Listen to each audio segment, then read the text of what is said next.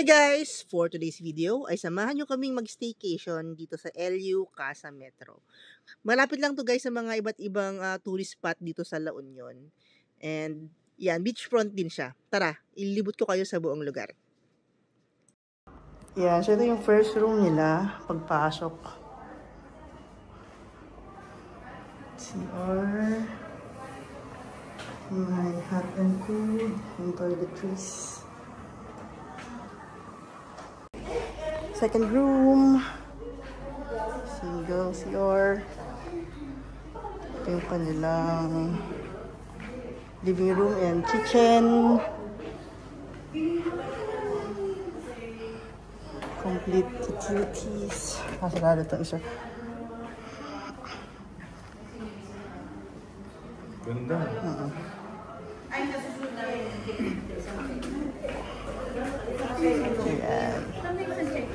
Ito double rooms. May CR din ba dito? Ito may CR din. Doon yung fourth room. Kita. Ay.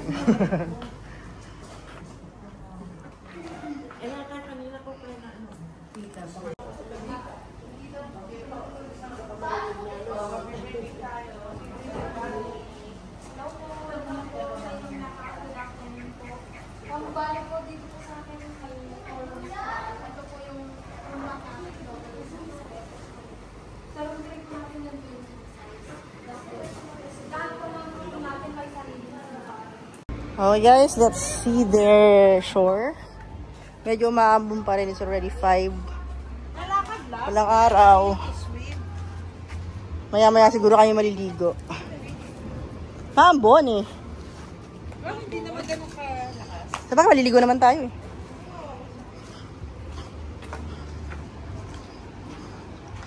So ayan, yung sand color is like brownish black. So dun yung ihawan nila. Ito yung full resort. So walking by the ocean.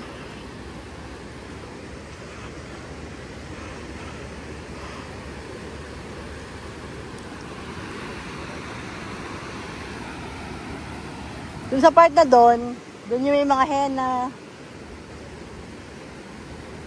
Pet friendly sila yun, no? Hindi. Hindi. So yun pala, hindi sila friendly. Pet friendly guys. Ay, nanguhuli ng mga fish, oh.